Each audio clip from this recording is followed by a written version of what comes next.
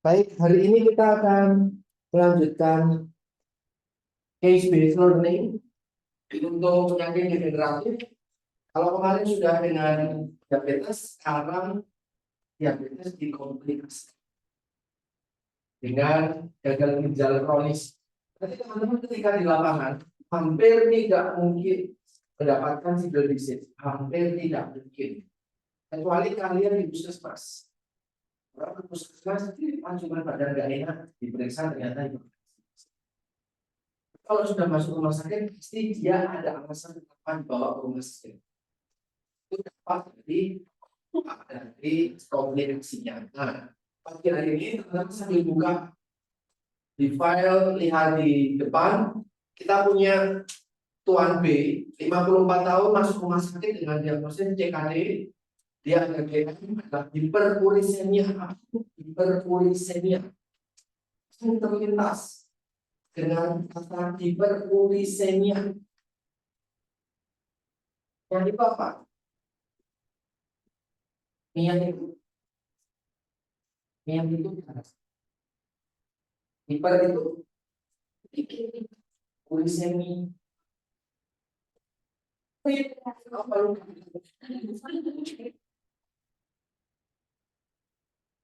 Jadi agar asam uratnya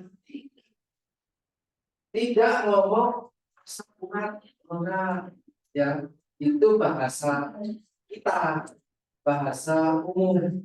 Tapi ketika bicara tentang diagnosis hiperurisemia, dia juga ada mengalami hepatitis. Hepatitis itu radang, maka ada peradangan hati. Ya, akut hepatitis. Dia dibawa ke rumah sakit karena ada nyeri di kaki kanan dan kaki kiri. Dan biar bisa menggerak. Dia masuk ke rumah sakit dengan keluhan nyeri kaki kanan dan kiri sakit. Kenapa kaki kanan dan kiri sakit? Nanya tadi. Jadi buat berbicara, asam urat itu nanti dia akan mengendap kristal urat, kristal asam urat itu akan mengendap di persendian. Dan dia larut air sehingga dia akan terbawa aliran darah ke bawah. Tapi itu kurang jalan. Sambatnya enggak. Kalau enggak enggak. Dia akan ikut ke bawah. Jadi dia akan mengendapnya di bawah di ekstremitas bawah. Nah, dia kakinya buat berjalan sakit. Yang nyeri cepat di kanan kirinya apa? Jadi lagi. Ya. Dia sudah punya DM 10 tahun. Ini menjadi apa yang namanya kelanjutan dari kasus kemarin. Kasus kemarin cuma sekarang dia sudah 10 tahun. Dia ada post debridement 2 kali. Dia juga ada hipertensi. Jadi informasi di riwayat, riwayat pasien. Dan kita sambil saya tuliskan lagi. Diutamakan adalah ketika asesmen kita D A B C R, ada 3 domain lain. Di sini ada R. R itu nanti bisa kita tahu kalau pasien itu punya riwayat seperti ini. Di keluarga dia juga ada orang tuanya yang menderita diabetes. Ada BB basah. Apa yang kalian tahu tentang BB basah? Berarti ada BB kering kok. Apa itu BB basah? Yang ada yang punya pandangan, apa itu BB basah? Menurutmu yang terlintas BB basah apa itu? Salah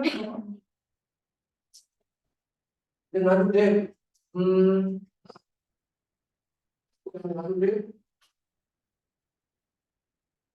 apa itu berat badan basah? Apa itu berat badan kering? Maksudnya bukan UDF. Kasusnya CKD. Ada orang tua kalian yang dengan gagal ginjal, Apa itu berat badan basal?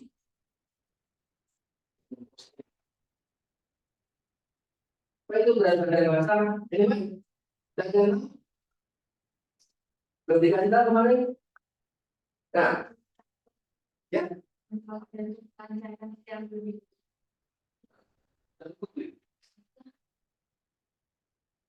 Ketika saya tanya,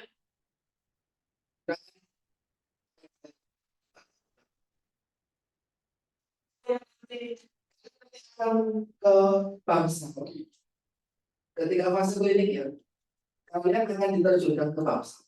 Ya, ada 5 pilihan bangsa. Saya mengambil 2 di antaranya. Tapi bangsal maternitas, penyakit dalam, bedah, kritis,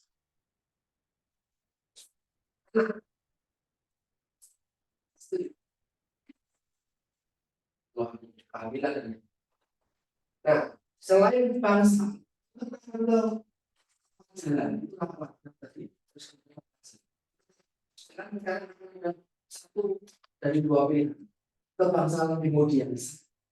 Hemodialis tidak ada penyakit yang relevan. Lagi adalah klinik konsultasi gizi, polisi. Ya, nanti mungkin ke klinik obesitas. Karena salah satu rumah sakit juga punya klinik obesitas. Ya, kita akan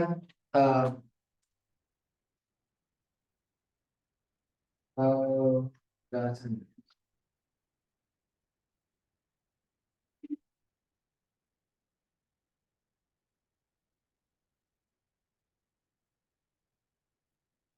Nah, ketika kalian nanti ke polihemodialis, kalian ketemunya pasti kan psikotisme, ya kan? Gagal ginjal itu nanti pada fasenya 5. Sudah masuk dikasih tahu ya. Fase 5 namanya ESRD, end stage renal disease.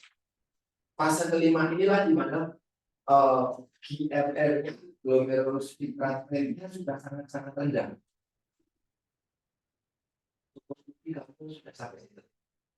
Kalau belum sampai situ ya terdalam lah. Karena kita nggak masih dibuka ya. Sedikit aja. Sudah fase 5, gagal ginjal fase 5, sudah ESRD yang nggak kecil. Belum. Ya. Jadi bisa dikeluarkan lagi kan gitu. Dan terus semuanya kalau nggak dikeluarkan, kan kamu minum, kan kamu makan, kamu nggak kecil. Terus kemana?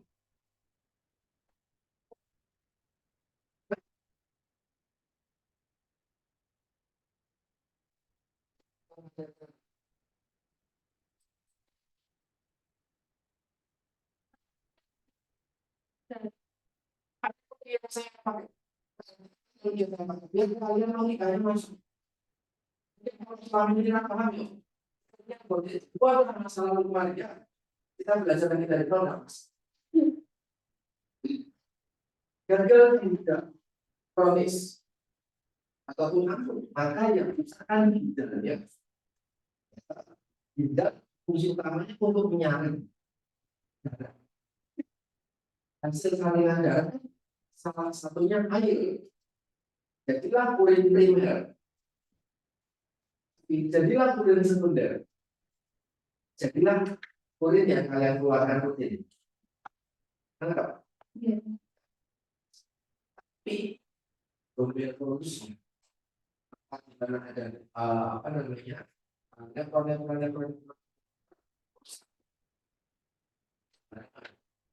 minumnya sembarangan, saringannya jadi rusak jebol. Maka habis ini, ketika saringannya jebol tidak bisa diserang lagi karena itu banyak dapat tidak. Jadi nggak ada produksi urin primer, nggak ada produksi urin sekunder, gantinya jadi sedikit. Padahal darah tetap aja dong. Maka dari itu orang dengan gagal ginjal GFR-nya sedikit, rate filtrasi glomerulusnya rendah. Ketiga, apa yang harus kalian lakukan ketika seseorang dengan gagal ginjal itu produksi urinnya sudah sangat sedikit. Saranmu apa? Kira-kira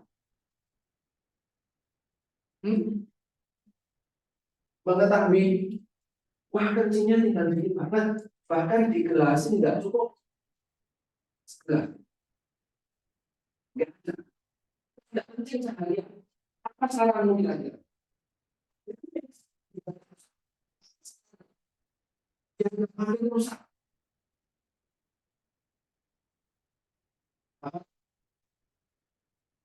kalau saya dibatasi, misalnya tidak dibatasi masih seperti biasa, wah minum kan 8 gelas sehari,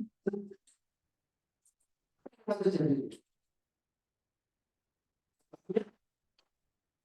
Tidak ada yang kemarin tuh.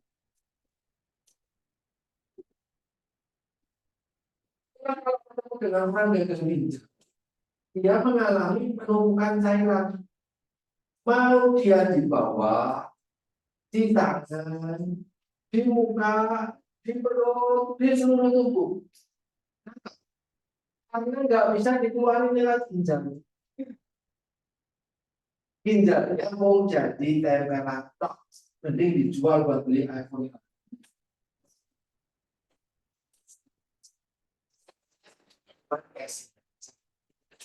Itu ya. Nah, kalau karena GR-nya sudah sangat rendah, kan berarti nggak memproduksi urin tuh, ya. Padahal cairan kan bersirkulasi di seluruh tubuh. Tidak kamu jangan banyak minum. Oke, nanti kan ada airnya. Kalau nggak ada airnya namanya nasi mati.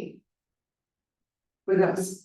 Tapi kan nasi itu walaupun semua ada airnya, saya ada, nanti ada airnya baru nggak sedap. Kita akumulasi. Udara yang kita hirup ada airnya, tak?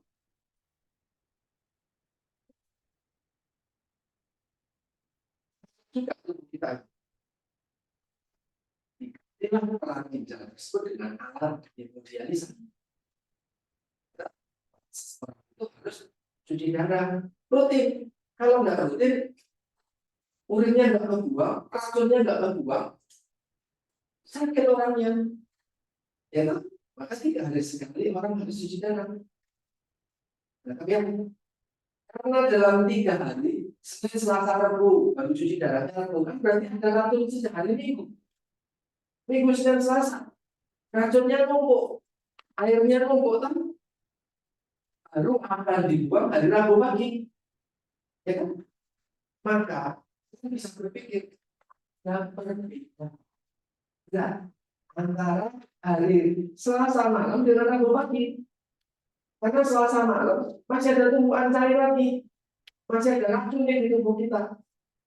Tapi Rabu pagi ada ginjal dalam bentuk mesin, bisa kencing lewat itu, meskipun tidak lewat uretra. Maka yang namanya beras. Ketika kamu sendiri nggak usah menjadi, ketika berat basah adalah berat yang diukur sebelum hemodialisis. Ketika setelah hemodialisis itu prosesnya bisa sampai 3 jam. Ketika nanti sedang selesai dihemodialisis, kira-kira berat badannya turun atau enggak? Nah, yang bilang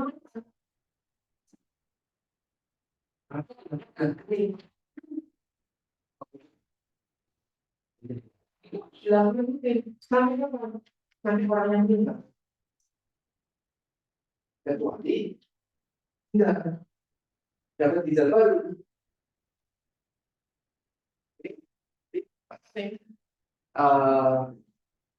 Kenapa saya tertarik dengan dunia politik? Kita bisa sekarang terjadi menangani hal itu jika sudah terjadi.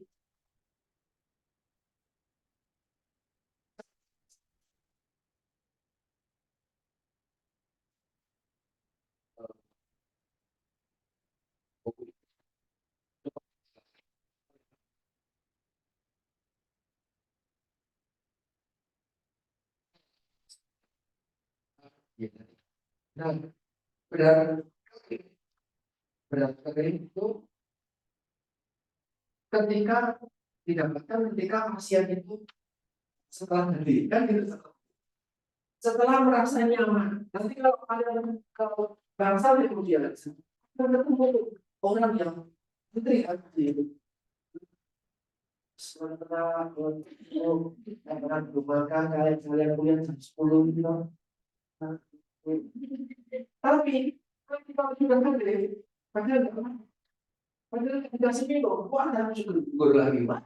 Jalan-jalan makan mall dan yang lain. Terus hadir dan rasa nyaman. Nah, ketika sudah merasa nyaman, seseorang itu ya akan bangun. Oke. Nah, berat badan kering itu ketika sudah hadir dan pasien sudah merasa. Jadi indikatornya sudah merasa capek badannya dan setelah ya, jadi di sini berat badan. So, berat badan ini ya apa namanya indikator kalau dia belum menjalani hadir. Tapi ngomong ketika dari dalam teman-teman bilang, itu kan kemudiannya saya tidak memutus. Ini berat badan basi memang masih ada tumpukan cairan yang belum hilang. Itu tumpukan cairan itu akan hilang kalau dia di badan hilang. Yang ketika seseorang melakukan hadir, bukan cuma cairan yang hilang. Hadir itu nanti dikasih cairan namanya dialisis. Cairan dialisis itu membantu proses hemodialisa, tapi jeleknya adalah dia membawa juga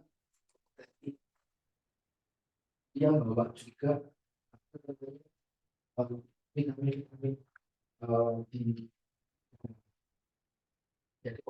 jadi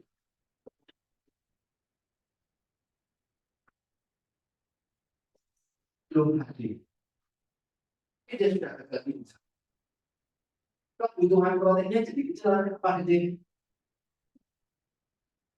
nggak usah lihat buku. Orang belum hadir, kenalan kalian ginjalnya rusak. Orang belum hadir, kebutuhan proteinnya harus kecil atau normal atau besar. Belum hadir, jadi perlu pakai. Normal, oke, ada lagi. Tidak usah lihat catatan lah, 9 buku. Itu kami, jadi kalian pakai nalar kalian dulu. Kalau kalian akan tahu kalian. Orang belum hadir, maka kebutuhan proteinnya jadi kecil. Normal atau malah justru makin gede. Nah, ini kecil kenapa dari sebelum hadir?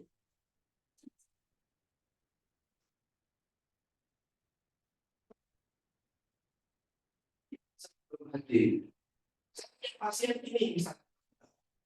ini belum hadir, belum pasien belum menjalani hadir. Berdasarkan diagnosis dokter dan arahan dokter. Hadir bukan Pak sama D. Bisa kementerian sendiri. Nah, dia belum hadir ini masih di rumah ini. Itu sudah tahu dia gagal ginjal, tapi belum hadir. Kebutuhan protein buat dia harus rendah, tetap normal, seperti usia sepantaran ini, atau justru lebih tinggi karena dia ada gagal ginjal. Menurutmu, jadi tetap rendah. Alasannya ini, dan belum hadir. Dia masih di rumah nih, belum kepikiran apa itu hadir itu aja belum tahu. Kontrak turun di rumah keluarga ini nggak ada yang gagal ginjal. Nah,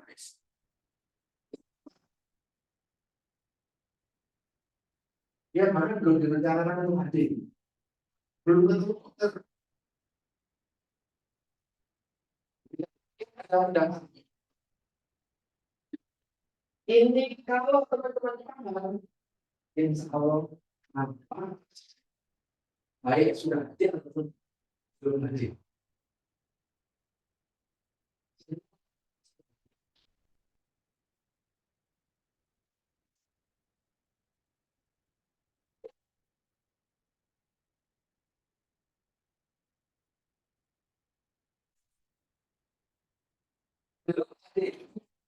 Saya tadi contoh ketika itu adalah cemilan. Maka kalau protein ubah-ubah pikiranmu, dalam pikiranmu itu kan namanya protein itu penting. Ketika infeksi aja mereka di protein, protein sesuatu yang seakan-akan penting sekali. Ya kan?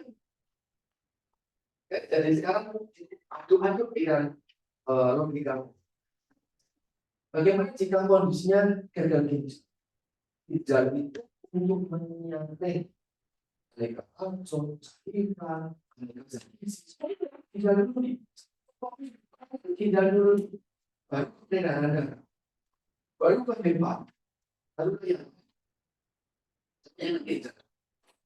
Apa yang kita makan, apa yang kita minum, itu akan mempengaruhi ginjal kita. Kalau kebanyakan makan gula, ginjal dulu, walaupun gula sangat bagus. Walaupun protein bagus, vitamin mineral, obat. Bagaimana? Belum ada, maka proteinnya kita belajar malah dia ini rendah protein, dia ini tinggi protein. No, itu nggak usah kuliah saja kan kalau kamu cuma mau sampai situ, kita bisa harus melakukan ini, melakukan tidak melakukan.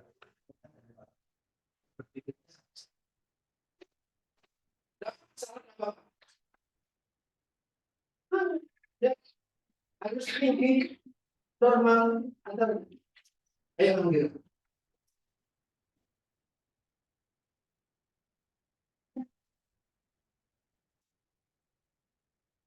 Jadi sebelum HD harus ya, setelah HD terus kenapa setelah HD itu? Satu, ada lagi untuk pemulihan pasca HD. Yang kedua, dampak dari saya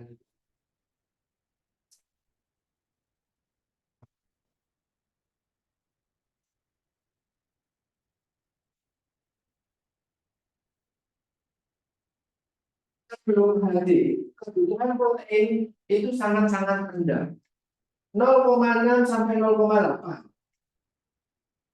Ketika pasien sudah diketahui dia menjalani HD, kebutuhan proteinnya naik. Kalau saya nggak salah 1,2 1,5 untuk mengganti cairan hemodialisa, untuk apa namanya untuk mengganti protein yang hilang agar jalan ya, untuk memperbaiki cadangan yang rusak. Jadi sangat mempengaruhi. Ketika sebelum HD, pre-HD, belum mendapatkan HD, kamu kasih protein tinggi karena kamu ada hepatitis. Tis itu kan pada infeksi.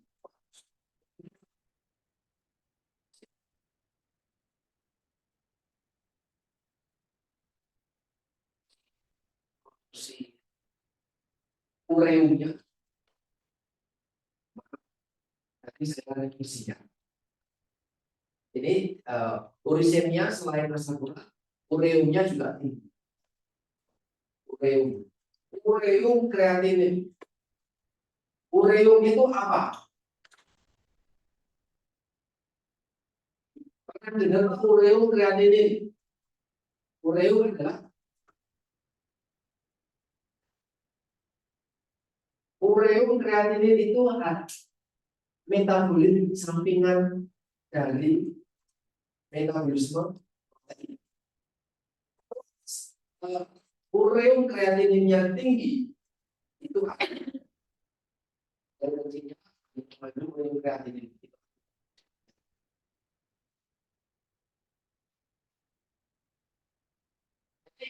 Kenapa? Kalau ada diagnosis penurunan bidang protein kan gitu kan?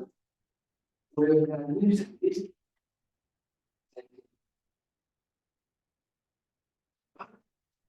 mudah-mudahan ini biar nggak semakin memperberat kerja kita.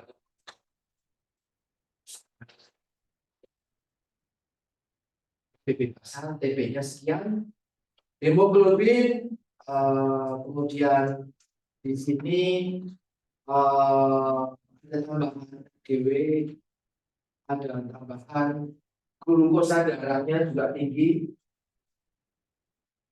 ureumnya tinggi, ada makanya juga hiperuricemia, ureum darahnya tinggi, ada asam uratnya juga tinggi 8, ya.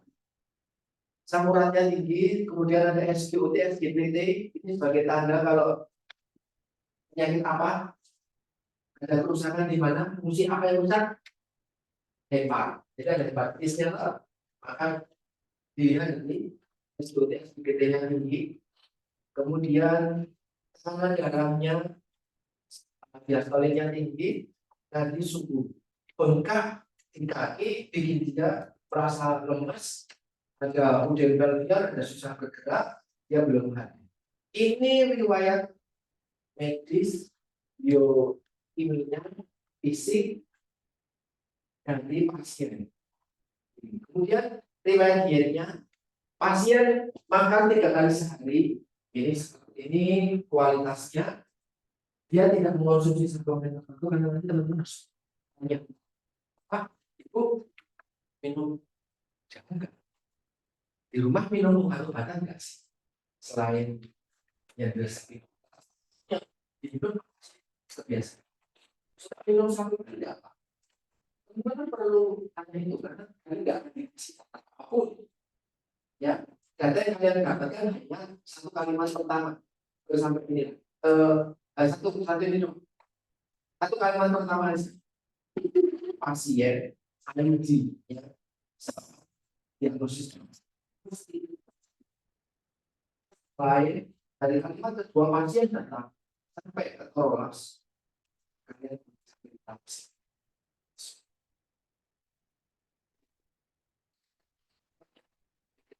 BAPJ ganti ya, jadi historinya tanya makanya gimana, kebiasaan minum, jadi jangan cuma makan pagi, makan sore, makan malam itu doang, itu kebiasaan suka minum, sukanya lebih sering. Mungkinnya sekali berapa banyak Pak? Kira-kira nih segini gelas kopi, Pak suka minum yang lain nggak saya? Jadi jangan ngasih jawaban yang terbuka. Bapak minumnya apa? Air putih. Oh ya, terima kasih. Air putih adalah juga Pak. Ya, Pak mungkin suka minum soda, bersedia. Bapak suka kopi mungkin, suka teh mungkin. Jadi dia bisa merespon, bukan menggali pikiran dia. Suka jamu nggak Pak? Enggak. Belum sama.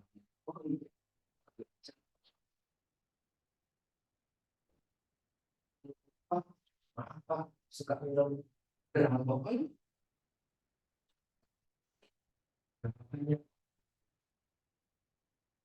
Apa minuman, makanan itulah yang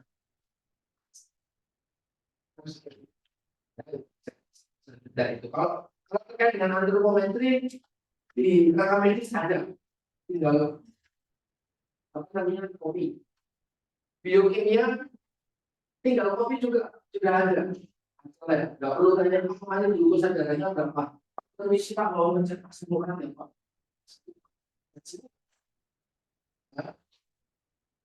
Physical clinical finding juga sama. Itu juga Pak. Kompetensimu biarlah perawatan yang ambil PTV tanda tetap. Kompetensimu harus ya tidak terkait. Iya. Oke, kemudian alergi, dahaga, pantangan juga ini sudah boleh pantangan. Kenapa dia sudah punya pantangan tinggi gula? tidak 10 tahun. Artinya dia sudah tahu nggak kalau dia diet. Saya tahu diabetes, maka saya sudah berpantang makanan yang tinggi gula. Kira-kira perilakunya sudah bagus belum? Pengetahuan tentang diabetesnya sudah bagus belum? Sudah pernah mendapatkan edukasi belum? Kemudian recall 24 jamnya dia cuma makan 40, 49 sekian. Terapi obatnya sekian. Oke, silakan. Ada yang sudah menggarap ini? Coba lihat D. Berapa kebutuhannya? So kita bisa komparasikan hasil recall-nya.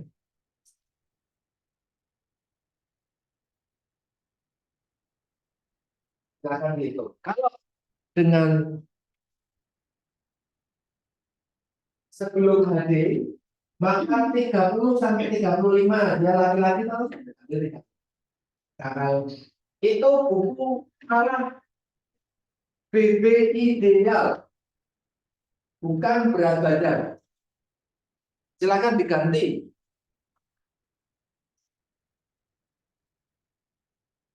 Itu BB ideal kan, kebutuhan energi 35 atau 30 angka per kilogram berat badan ini. Sebelum itu.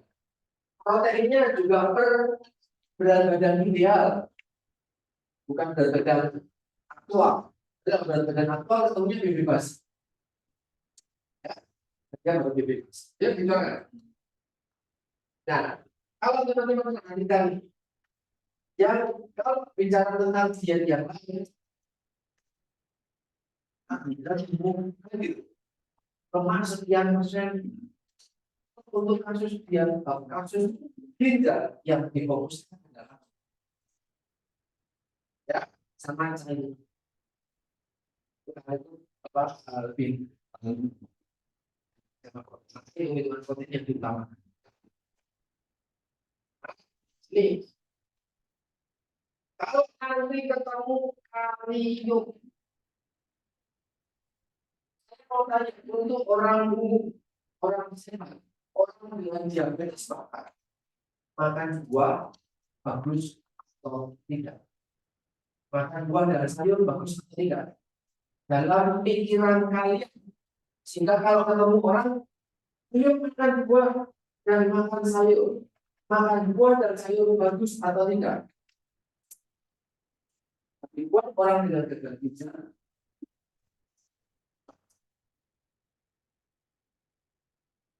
dengan kalium, cuma apa kan? Khusus cuma tinggi-tinggi, dikejar terus. Orang dengan gagal ginjal harus membatasi buah dan sayuran tinggi kalium atau tinggi potasium. Betul. Yang memperberat terus ginjal. Oh, betul. Kalau kita main, oke. Tapi bagaimana dengan kalium? Ada pendapat?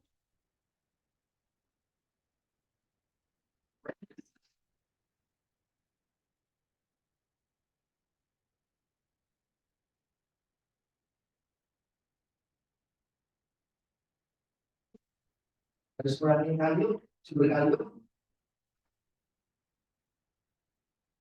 Menunjukkan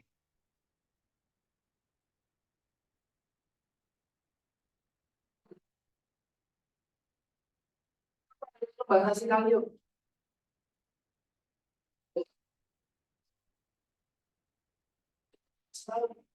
Kita patuh ketika kita dimulai kawan investor ya pembatasnya iya tapi wah yuk kalau dilanggar dampaknya apa sudah dikasih tahu belum ada Pak ya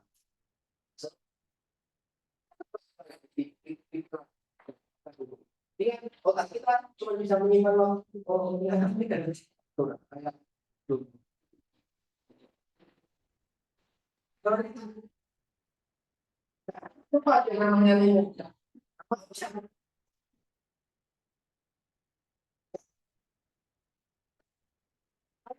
ketemu kalian pasti ke idealis pasti ya kan ketemu orang dengan CKD cek B kemudian kasih juga apakah ada hiperkalemia atau tidak. Hiper itu ini yang darah kalem itu kalium hiperkalemia. Kalau dia ada hiperkalemia, dia harus kurangi kalium. Ya kan?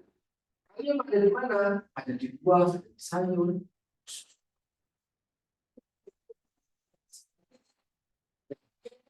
Normal buat teman-teman konsumsi. Garisnya di sini. Seperti kalium atau potasium, sama kalium atau potasium. Tapi kenapa itu harus dibatasi? Kenapa hiperkalemia itu harus dibatasi?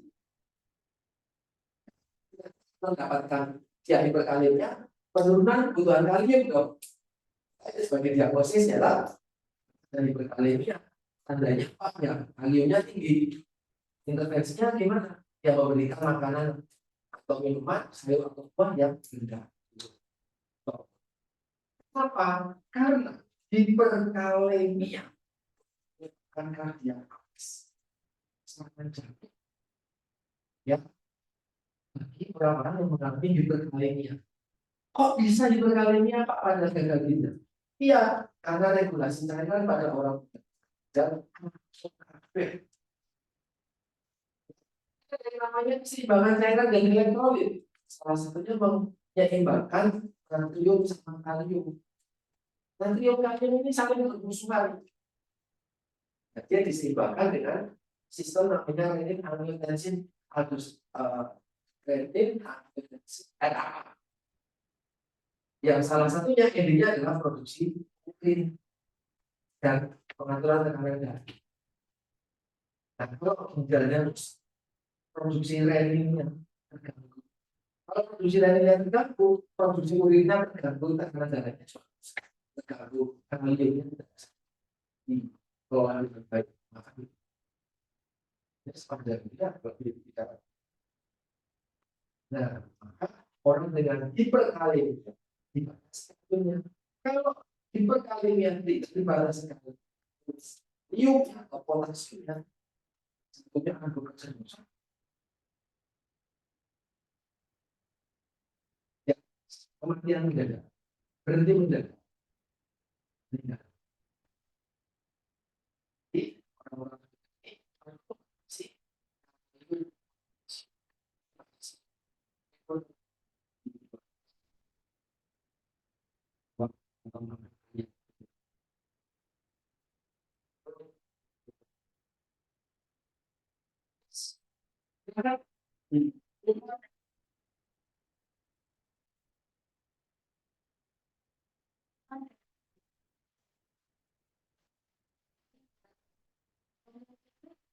mengalami hipertensi atau yang saya bilang keseimbangan elektrolit dan cairannya homeostasisnya kacau. Orang dengan gagal ginjal itu tensinya begini.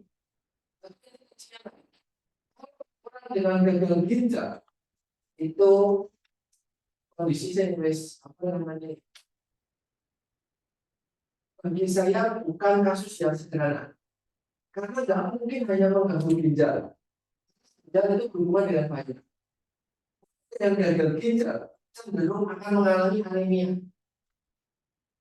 karena ginjal memproduksi yang disebut dengan eritropoietin. Eritropoietin itu bakal calon pembentukan sel darah. Ya. Kalau sel darah merahnya sedikit, HB-nya rendah. Jadi orang anemia pada gagal ginjal, kamu kasih FP tinggi betul atau salah? Makanan tinggi FP betul atau salah?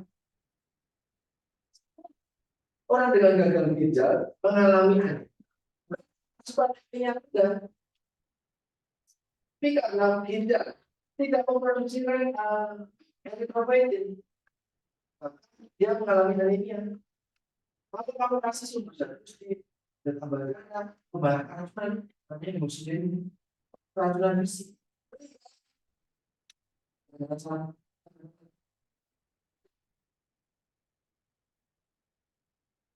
Makanya ada pemeriksaan MCP, MCAC di situ itu menandakan yang tidak apa, gitu ya. Bukan karena zat besi, apalagi ingatkan sumber zat besi yang paling bagus ada ini. Dan proteinnya harus di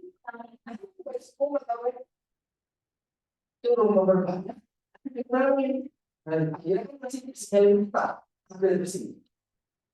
Itu kan mau jaga kekurangan besi kok. Ya, susah memang.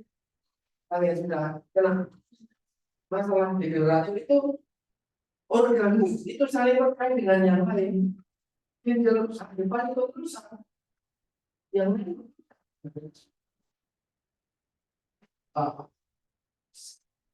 menurut saya bagus buat kita belajar ini. Kalau tidak orang tua kita sakit ya bisa.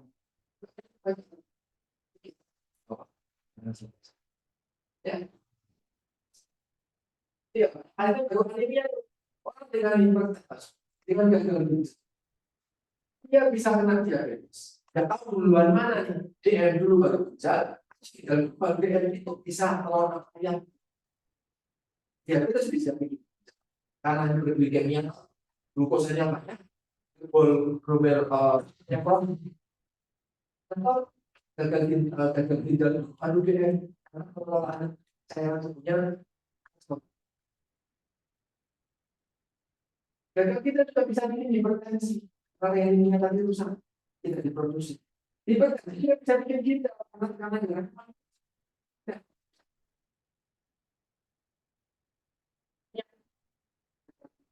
anemia, terusan hipertensi itu kemudian kita tambahkan lagi dan gagalnya mungkin normal akan lebih berlebih, tapi ternyata isinya rendah. Jadi kemarin itu sih Pak, kalau bilang kekurangan protein Pak, kalau ginjal rendah tidak terlihat dan baik. Dia malnutrisi, jadi melihat orang itu jangan dari berat badannya. Berat badannya itu sih pasti yang itu justru malah ya. Oke, satu jam lebih ya kita belajar. Oke, silakan bikin ini dari dietnya, dari quality-nya. Ada yang salah, yang berpotensi jadi masalah. Ya, nanti paragraf kedua. Bicaranya berarti dari kualitas atau dari kuantitas. Dari apa yang dimakan dan berapa banyak dia makan. Ini teratur dan jenis, jumlah, jadwal. Berpendapat bukan saya yang garap kasusnya, saya yang berpendapat garap. Karena mau nggak mau sudah tahu saya sudah.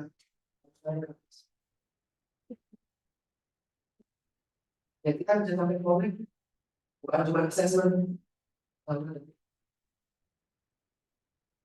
Yang berpotensi yang manis Pak, tapi sudah pakai glucose apa?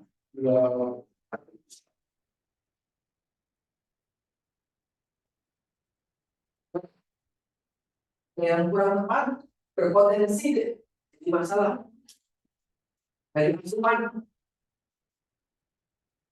Itu terlihat terpampang nyata dari asupan yang berpotensi jadi masalah. Gimana Pak? Proteinnya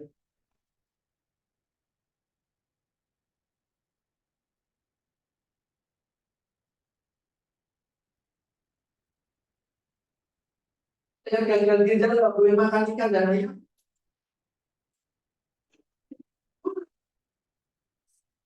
Sudah 100.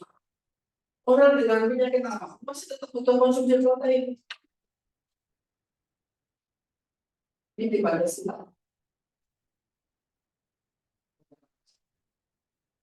Dan kalau konsumsi protein, pilihlah proteinnya nilai biologis tinggi. Itu buat sebagai syarat preskripsinya. Nilai yang biologis tinggi adalah protein yang berasal dari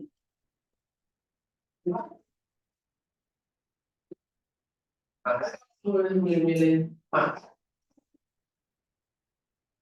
Kita sudah makan yang hewani, apa masalah? Oke. Ada yang masih kurang tahu? Dari kualitas, dari kuantitas.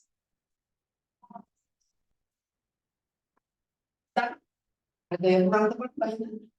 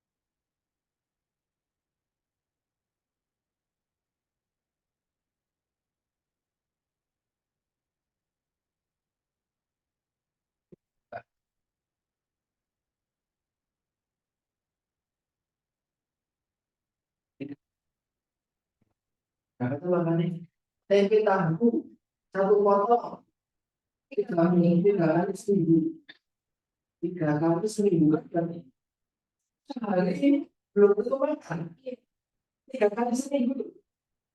Dan cuma Senin pagi doang misal, Selasa orang, Rabu malam doang misal. Ini jarang banget itu. Quality tidak ada kuantitas, ada masalah.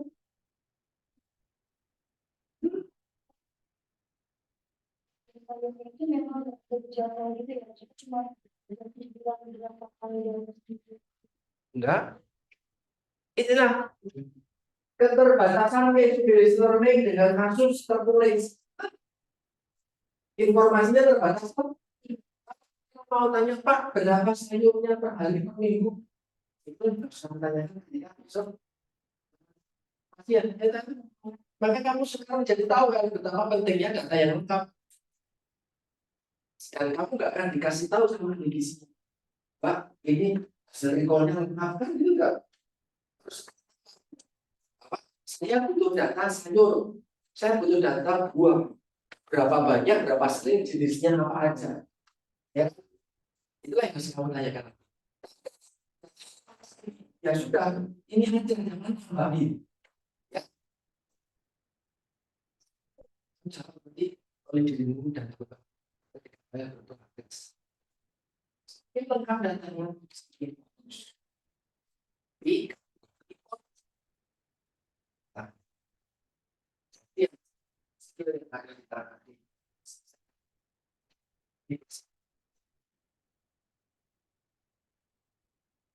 Ada betul. Kalau yang belum paham sama siapa yang harus memilih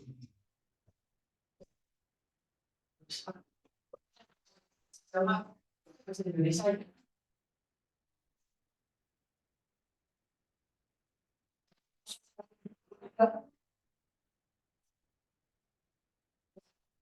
Melakukan assessment sekali dulu, tapi datang boleh atau etis enggak? Ya orang pasien juga boleh sudah tetap bukan cuma boleh. Ya, makan siang. Jangan naik lagi baru cepat. Yang kemudian hanya mas. Jadi tak. Oh,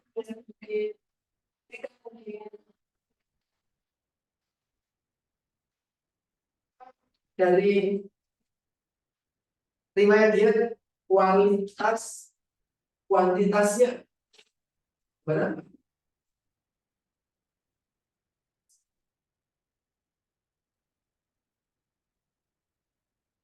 Ya,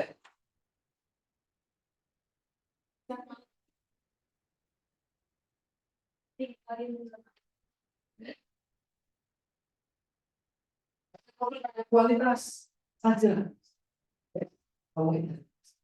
Kuantitasnya bagaimana? Jelas banget di situ.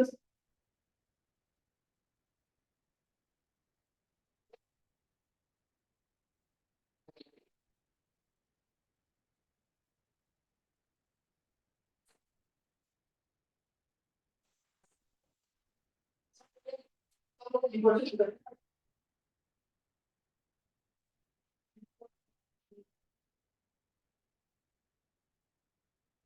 Berapa nih?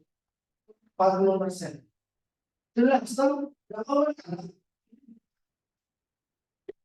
Kalau kalian dia. Jadi memang kalian tadi. Kalau itu sekitar 40% doang nih pemenuhan biasanya dalam 24 jam. Belum masuk rumah sakit dan pola makan. Pola makan masih sangat banyak. Ya. Dia maka nanti ketika didiagnosis paling tidak ada domain apa? Rosa intake.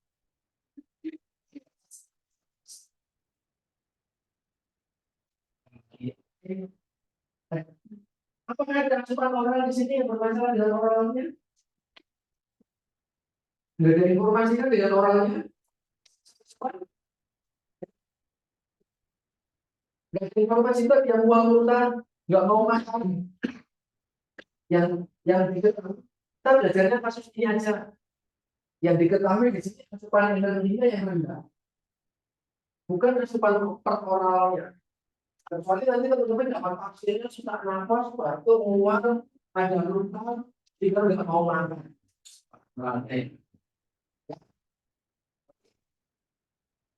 Apalagi selain NI 2 titik, sorry, 2.1.2, ada apa lagi selain energi yang rendah? Ini ingat, kita tidak hanya asupan rendah, asupan energi rendah, oral rendah, dan cuma itu. Penurunan kebutuhan protein. Ini lebihnya apa ya? Kenapa proteinnya harus diturunkan kan gitu? Ini 5.4. Ini 5 sekian. Penurunan kebutuhan protein.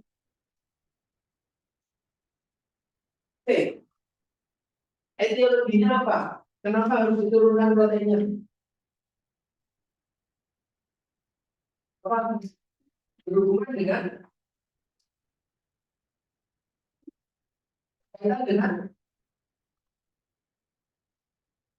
kondisi gagal ginjal. Selain dengan oke, berhubungan dengan CKD ditandai dengan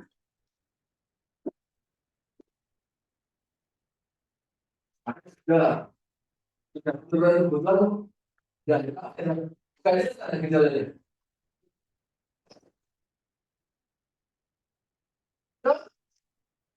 Apa yang tandanya harus menurunkan protein di situ? Ureumnya tinggi berapa? Nah, harus diomongin. Ureum tinggi 16.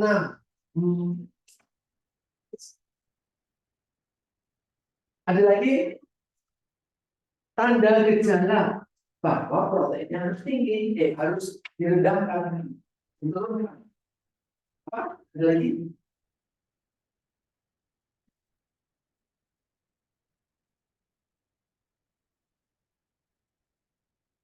Maka nanti yang dimonitoring adalah kalau kadar ureumnya sudah normal, sudah membaik, masih dibutuhkan protein rendah.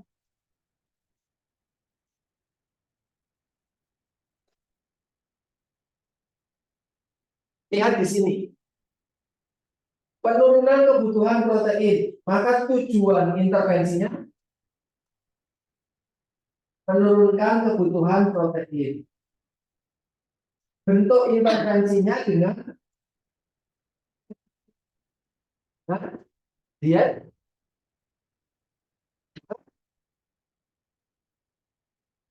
apa? Diet rendah protein. Maka yang dimonitor adalah kadar urea.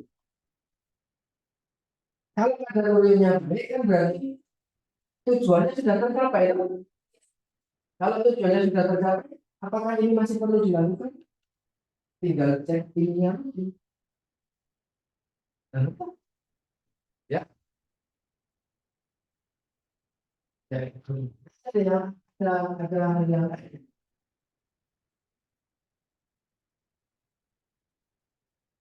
Hidrometri, ada masalah kan? Bila benar-benar sekian tinggi badan, dia tidak ada kontak kaki.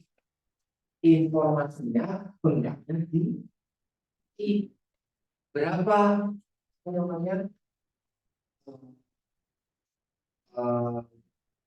adjustment untuk kondisi kaki. Nanti ada yang namanya udema di tungkai di ekstremitas atas, ekstremitas bawah. Kan berarti kan atas bawah. Ada yang di bawah doang, ada yang di seluruh tubuh. Nah, ini cuma di kaki, maka kompensasinya ke berat badan dikurangi berapa?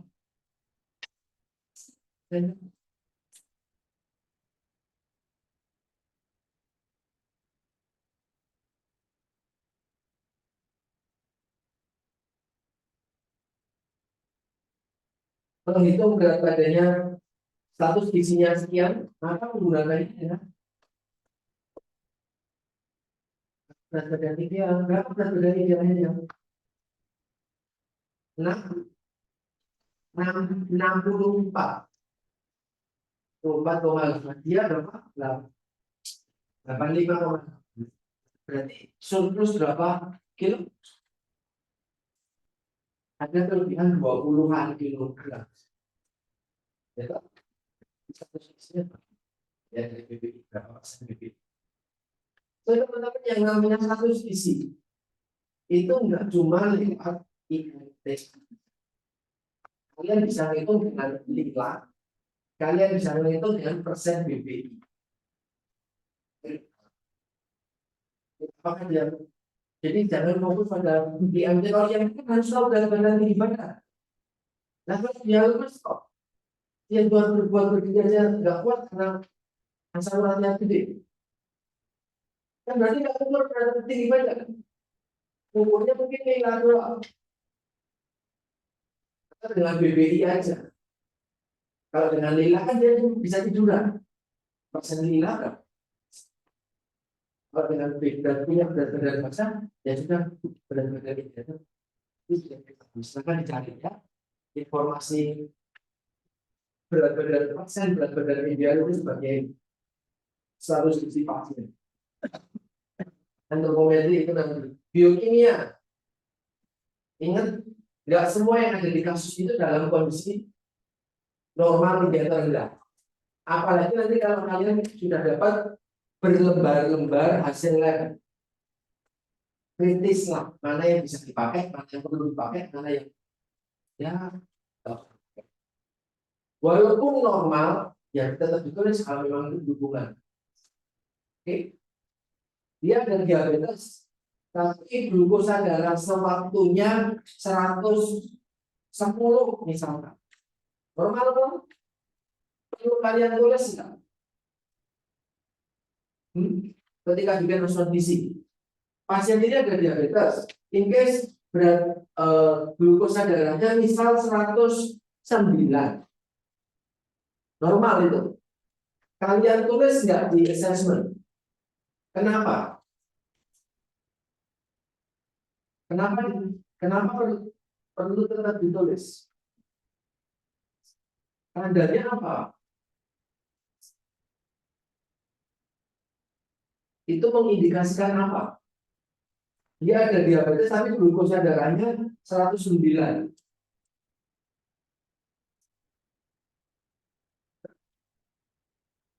Dia ada diabetes 10 tahun. Tapi glukosa darahnya 109. Itu tergolong normal. Glukosa darah puasa 109. Atau ketika glukosa darah sewaktu dia 120 deh. Apa? Itu mengindikasikan bahwa pasien tersebut dia sudah diabetes 10 tahun. Tapi glukosa darah puasanya normal. Sewaktunya juga normal. Minus. Kenapa harus tetap ditulis? Oh, ya nggak usah ditulis. Oh,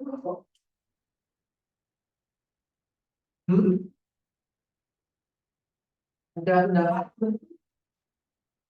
Jangan cuma saya ngomong, pasti kamu saya terus yang ngomong, saya tidak garansi kamu nggak bisa ngomong. Tapi yes, saya tidak terbiasa menyampaikan pendapat. Hah?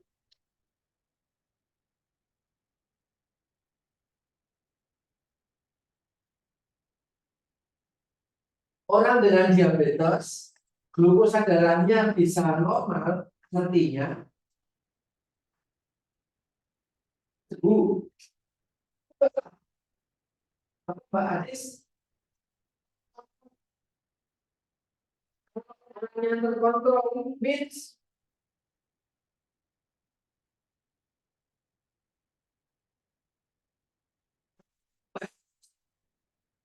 apa ditulis tidak ditulis di kesan dulu tulis itu ada glukosa darah tuh misalnya normal ditulis apa enggak? Ujian normal artinya orangnya sudah tahu manajemennya. Kita nggak ngerti, ya akan jelek atau tidak besok pagi. Tidak teman-teman, kalau nanti dapat sebendel, bukan cuma selembar, sebendel hasil laboratorium, kalian lihat, tidak usah kalian tulis semuanya. Tapi jangan cuma nulis yang tinggi-tinggi atau rendah-rendah aja. Tetap, saya memang berlawan sama tulis.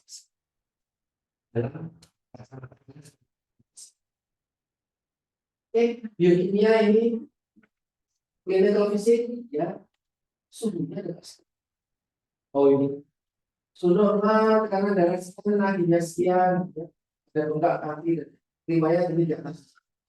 So, diagnosisnya selain MI, apakah ada diagnosis berhubungan dengan antropometri?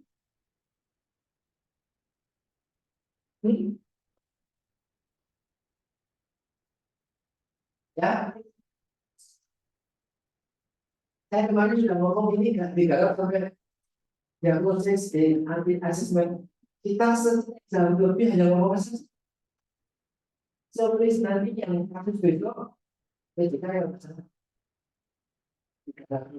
minimal sampai pemahaman kalian. Ya, biar kita jangan langsung aja. Ghosting kan benar-benar ghosting kan? Karena ini harusnya sudah selesai. Ya, kita diagnosis terkait dengan antropometri teman-teman. Ada atau enggak? Apa? Pada dia 68. In fact 85 dan lebih. Tapi tidak main blowing lagi.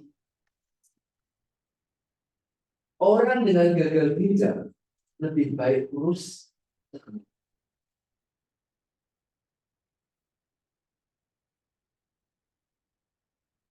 Yang belum itu, kenapa orang yang belajar di situ akan berpikir segala sesuatu itu cuma satu. Dia kemudian dalam kacamata kita itu prospeknya bagus atau prospeknya jelek. Ingat, ya walaupun dia belum hadir, tapi kalau nanti sudah hadir, ketemu orang ketemu yang sudah hadir ya, di bangsa hadir soalnya, tapi yang hadir, dia gemuk atau kurus, mana yang better atau justru worse, semuanya lebih baik normal Pak, atau ya gemuk gak apa-apa deh, ya lebih bagus kan kurus Pak. Sudah hadir kadang-kadang pasangan itu nanti kondisinya kan mungkin beda-beda semua. Ada gemuk, ada yang status gizinya normal, kalau lihat dari yang lain, beda. Apakah orang gemuk prospeknya jelek di hadir? Kenapa Mbak Rosi? Ya, Bapak ada alasan kan nggak semuanya nih Pak. Mungkin alasannya.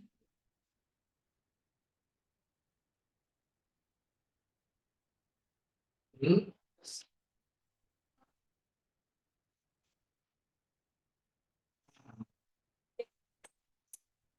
Ya, oke. Terus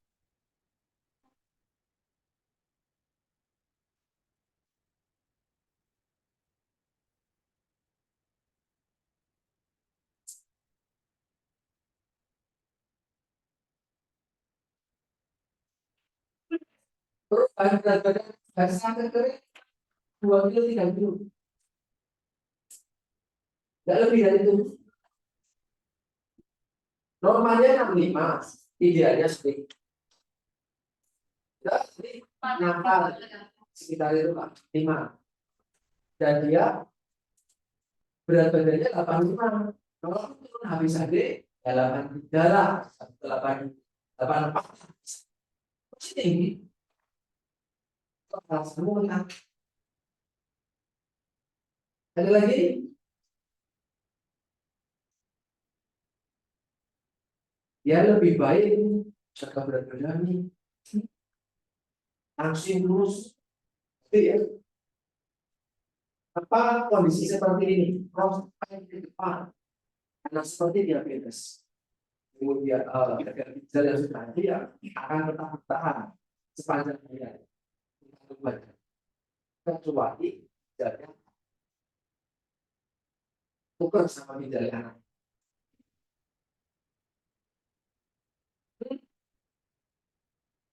Itu pasien gemuk.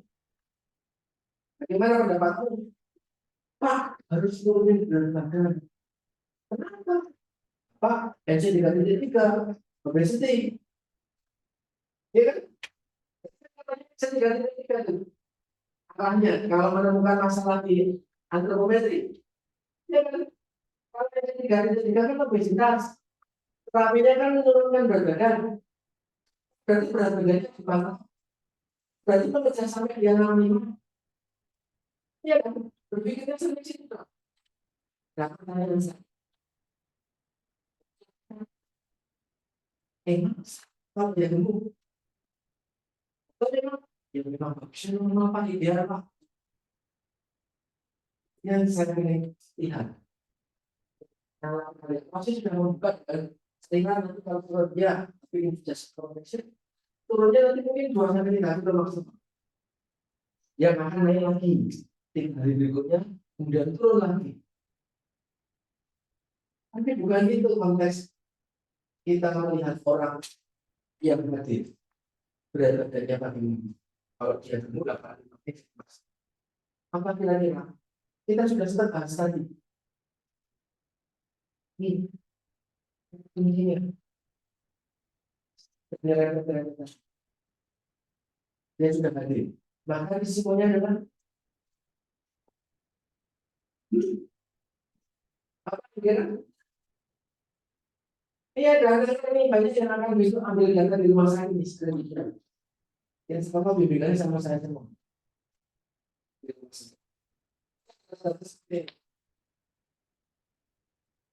Ini menarik. Baik normal dikejar sampai nol. Sehingga NC3.3 itu eksis di pasien. Atau LTP 85. Kalau kamu ngambil apa namanya berat badan basal 85 terus sebagai termometrik status misinya adalah obesity, kan berarti masalah tuh. Berarti NC3.3 di diagnosisnya itu kan harus ada intervensi untuk menangani itu. Goalsnya adalah berat badan ideal dia yang 65. Berarti berat badan setinggi 80-an ini kan jadi masalah. Ya, yang masalah. Se-urgent itu kamu harus turun berat badan 65. Walaupun itu mungkin masa panjang. Saya nggak ngomong harus drastis. Saya bilang. Atau let it be baik. Tidak menjadi prioritas. Tidak menjadi masalah karena kondisi gagal ginjalnya 85 ratus. Mana? Bagaimana pendapat kalian? Itu yang tes. Logika. Ye, tadi saya sudah kasih clue di depannya. Kita diskusi.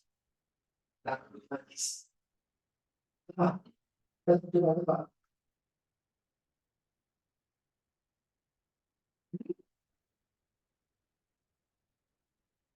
Gimana?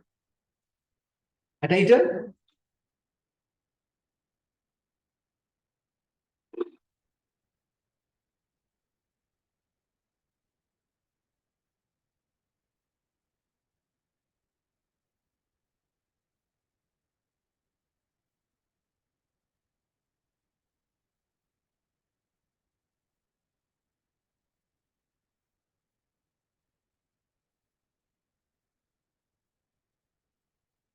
Oke, times.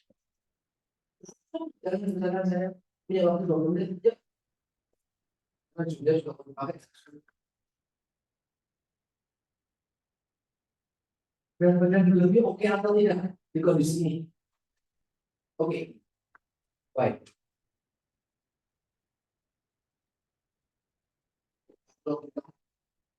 Sangat poros. Bila berjanji, kalau aku nggak nyampe aku tapi sampai apa senyampe kalian. Sampai batu kasih itu, saya nggak mau bulan terus.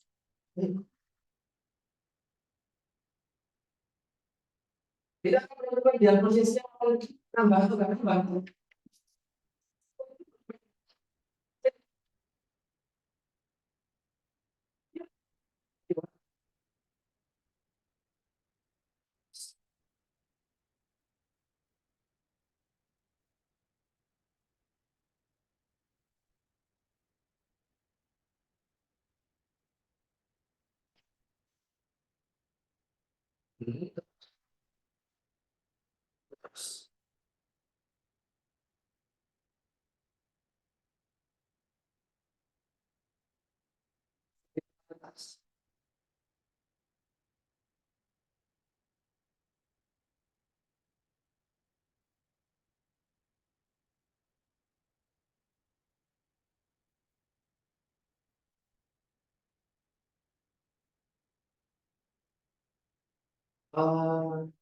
Nanti kalau ada istilah berapa persennya, itu kan kalian bisa. Ada informasi di Akudem, ada apa di sesuai berat badannya. Berat badannya. Dia ada UDMA, ada Nasaka, ada Asites. Dan ngomong itu kemarin, bukan lagi di YouTube saya sedang mungkin potong 5%, 10%, 20%. Kan gitu tuh kemarin informasinya tak? Taruhlah jelek-jeleknya 20%. 20% dari 80.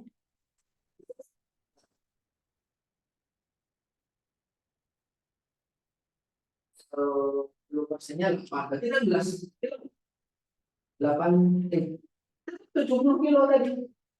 Kan masih gemuk. Walaupun sudah dikompensasi dengan UGM-nya yang menasarkan tidak. Ya, kan 85 kurangi 20% kan baru sekitar 70 kurang dikit. Sedangkan berat badan ideal itu 65. Sudah dikurangi pun masih lebih. Jadi bukan pada sehat, bagus. Jadi urusan Pak berat badannya itu ngomongannya Rosi juga. Kan ada UGM. Iya. Kalau diperkirakan berat badan sesungguhnya tanpa UGM itu 70 juta. Itu pun UGM yang sangat berat itu sudah lolos. Itu kita beberapa hal yang mau sampaikan. Dipikir lagi. Berat badan berlebih 85 ini oke. Ya, bukan oke dan artian ini yang ideal bisa apa ya, bukan diprioritaskan lah. Apa?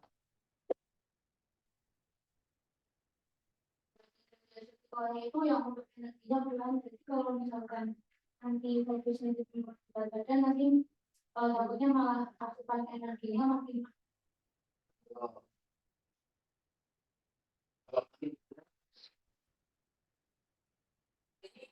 Kita dalam 24 jam. Saya tadi ngomong di apa? Orang yang sebelum berangkat HD dia bergerak. So, teman-teman ketika ketemu pasien yang itu nggak akan tergambar di tulisan. Besok kamu lihat sendiri pasiennya seperti apa dengan pribadi. Dia lesu, nggak punya semangat hidup, mending meninggal. Tapi kan bisa orang yang berbeda. Orang berbeda. Pasien yang dapat sensinya apa yang bisa saya lakukan. Pasiennya akan lemas, lesu, kemudian dia jangan ngomong nggak mau.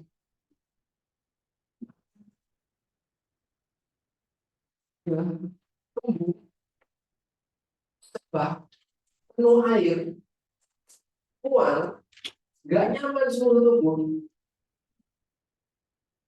Sengaja makannya di kita. Tapi setelah ada, serasa enak banget tadi saya akan ngomong mungkin jelas. Saya pun nanti ketemu beneran tuh dan akan datang itu lagi 3 hari berikutnya lemes, kulitnya menghitam, racunnya agak hilang. Ya habis itu seger bugar lagi. Dan keluarganya mungkin ya sudah hafal.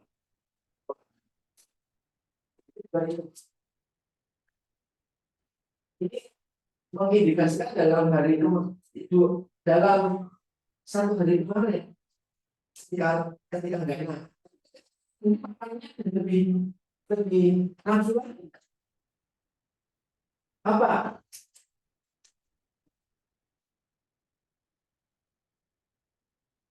makanya pembelajaran yang nggak didapat ketika senior kalian kemarin prakteknya online face. Tapi kalau kalian nanti ketemu pasien langsung, kalian bisa lebih make sense membuat pemahaman terkait dengan kasus. Apa berat badan lebih rasa bisa diperbaiki. Argumen menyerangkan keyword tertentu. Kalau pakai ujian partisipatif itu ketika keywordnya itu muncul tidak tertulis bis masuk itu. Dengan panjangnya mungkin salah ya. keyboard tersebut muncul, keyboard yang masyarakat bilang, ada beberapa yang mau menyempurnakan.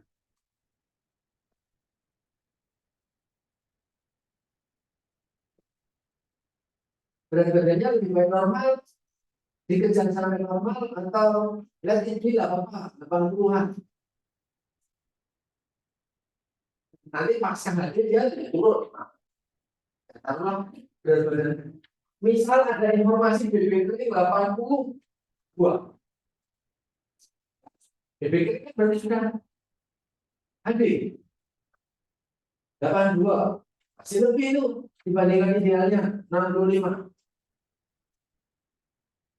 Penting. Penting.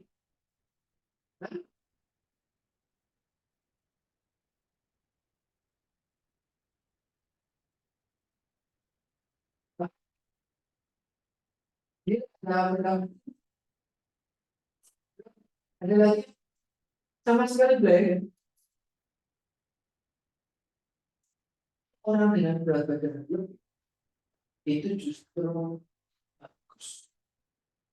Orang dengan bagus bukan berarti itu yang dikejar, tapi oke.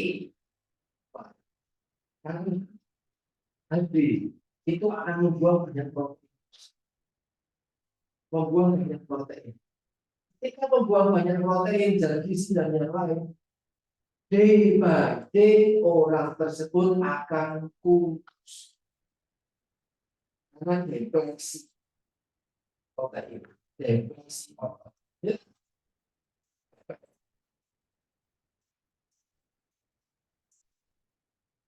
Saya izinnya tentang kafe kalau katanya. Saya punya informasi apa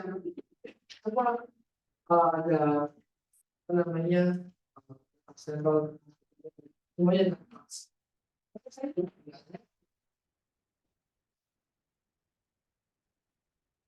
Saya akan turun berat badan day by day seiring waktu. Kenapa? Nafsu makan makin lama makin turun.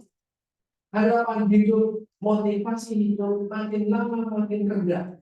Makan makin lama makin sedikit. Di sisi lain, terapi hadir. Kemudian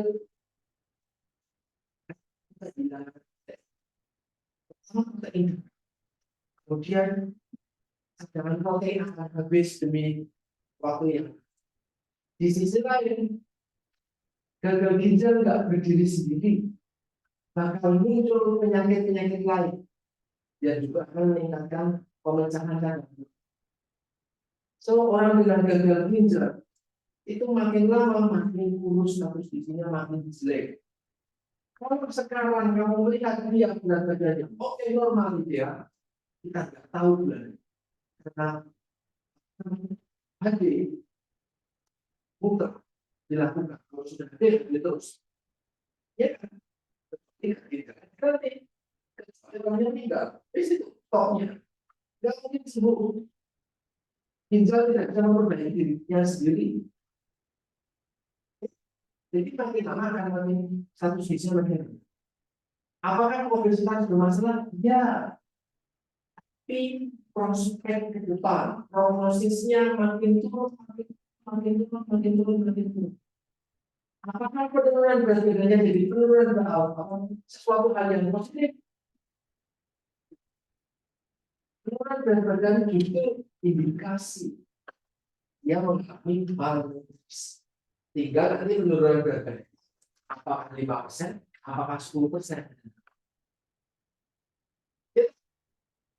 Dari 10% dalam 3 bulan terakhir, drastis turunnya turun. Itu bukan berarti ya. Ingat ya, jadi penurunan berat badan tidak selamanya bagus. Punya berat badan ideal tidak selamanya begitu. Sebelumnya,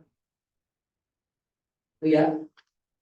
Jadi terkait dengan berat badan yang lebih itu tidak dan seperti problem di kasus ini tidak jadi prioritas karena bisa jadi dia turun. Ditambah tadi habis dia semangatnya rendah. Dia belum hadir. Artinya sebenarnya mungkin hadir. Ya, gitu.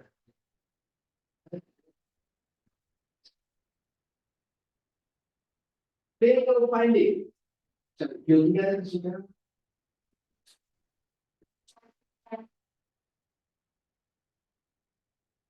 ada DM.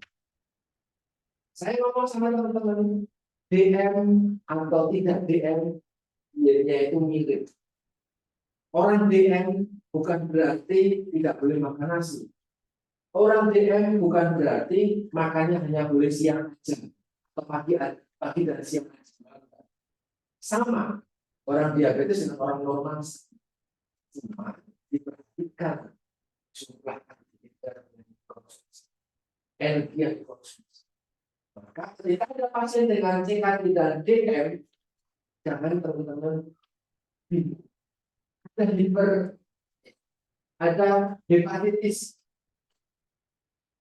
di TKTP Pak, di protein ada DM-nya, energinya perlu dikendalikan. Jadi TKTP Pak dulu rumah sakit sampai 2.700, walaupun yang dikasihkan standar rumah sakitnya 2.300, 400.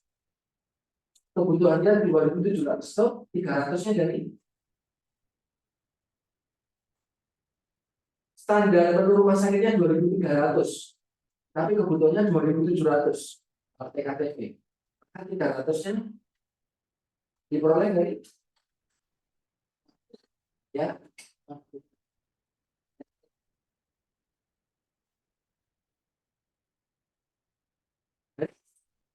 Apa Pak Des? Nah, makanan tambahan. Apakah nanti beli sendiri? Apakah ya? Gitu. Ini tidak sama. Walaupun kita kan hepatitis. Ya. Semakin banyak yang dikonsumsi, tidaknya makin banyak pemeriksaan. DM-nya juga berubah. Loh, bagaimana Pak ada hepatitisnya? Kenapa pengobatan banyak? Pikir dia mengatasi semuanya, dia orang kan. Obat juga bukan untuk mengatasi dalam jangka panjang. Untuk dia juga. Kalau tahun-tahun sebelumnya case base-nya cuma ketika kasus dia ginjal, ya ada kasus ginjal aja. Pasien dengan gagal ginjal kronis bisa seperti itu kok. Ketika di lapangan, keluhannya adalah Pak tidak hanya penyakitnya seperti itu. Dan di lapangan kenanya yang banyak kombinasi. Iya.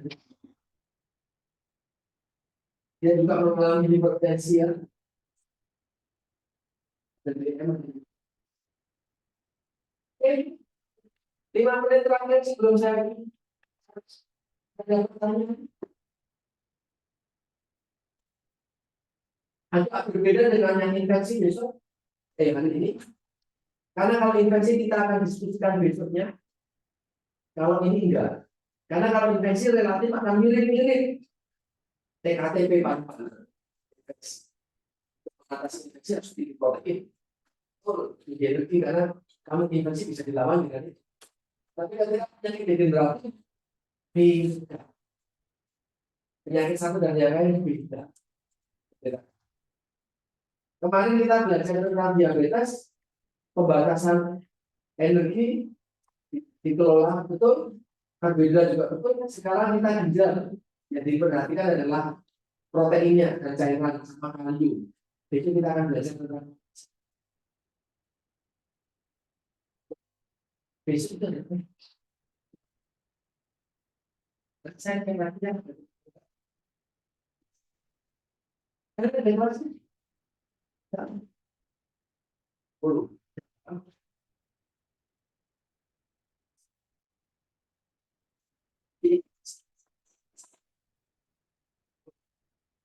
Siang, ya, saya tak sekian yang mungkin ada sebab kualitas kita. Tapi oke siang, oke pagi ya saya tak sampai Tapi besok saya datang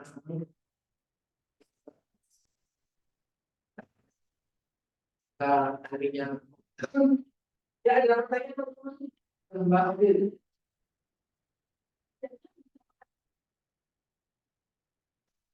Perhatikan yang namanya penyakit dan diet. Saya minta teman-teman tidak terkotak-kotak. Ketika ada DL, ketika ada ginjal, ketika ada BPA, ada tambah BPA, dia nanti ketika ada hipertensi, dia rendah darah aja. Ketika ada asam urat, dia rendah urin. Dia asam urat ini. Maka teman-teman, nanti yang namanya dia pemesanan ke dapur, orang kecil yang paling menggunakan itu lah. Orang bisa tidak menentukan resepnya ini, gitu. Dokter resepnya ini, apoteker yang kasih salah kan kok. Dietnya ini orang prestasi yang ada ini kan gitu. Jadi cara berpikir yang nanti tidak bisa paling gampang ya. Maka yang diperhatikan adalah prinsip dan syarat dietnya. Prinsip dan syarat dietnya kalau ini gagal ginjal, diperhatikan tadi ada sayur.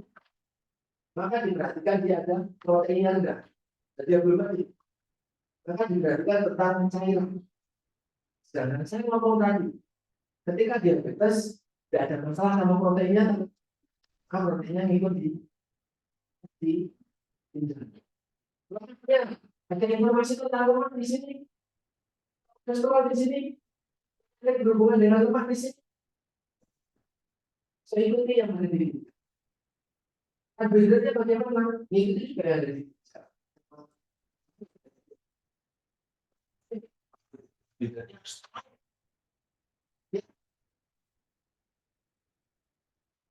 Orang dengan DM itu kan harus memperbanyak karbohidrat kompleks, sayur dan buah.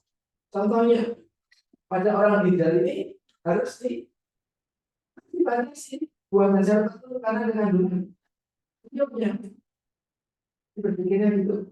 Dia DM kalau berapa masih harus rendah, masih kenapa harus rendah?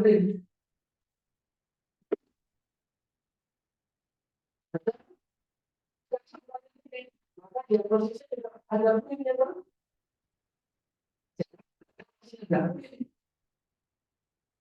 tidak bisa kamu nggak ngomong soal purin. Nah, jadi dia proses itu kan nanti diwujudkan dalam bentuk dia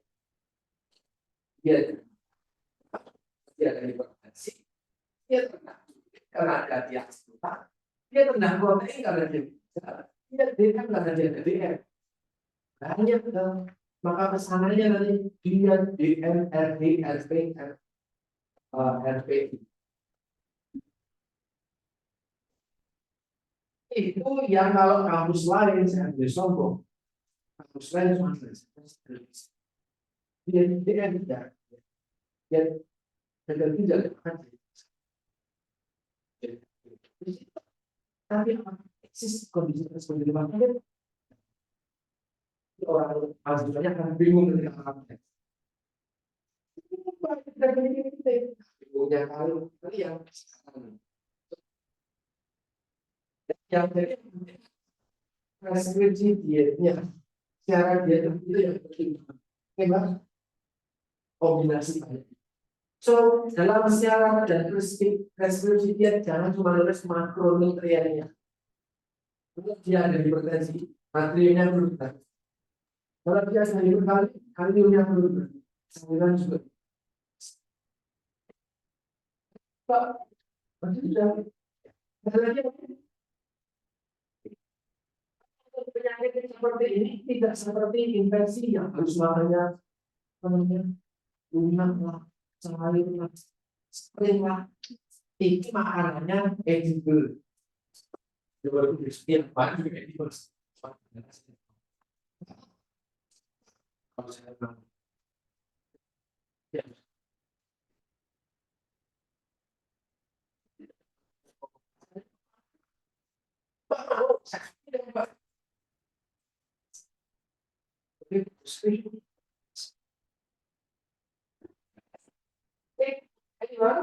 Ada lagi? Kalau sudah, silakan 941. Saya cukupkan hari ini. Kalau nanti ada diskusi, kita bisa lanjut ke online.